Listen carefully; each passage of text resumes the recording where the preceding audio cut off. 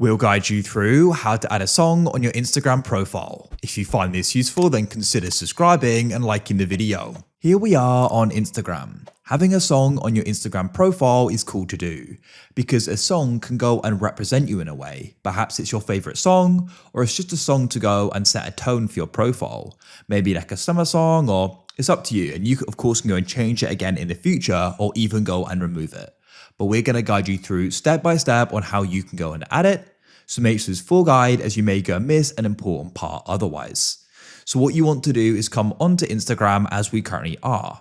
And now what you need to do is go and head to the bottom right, and there you'll go and find your profile icon, which you need to go and tap on to get your profile. Now what you want to do is you want to come just below your bio to where it says edit profile, above your feed though, and go and tap there over to the left.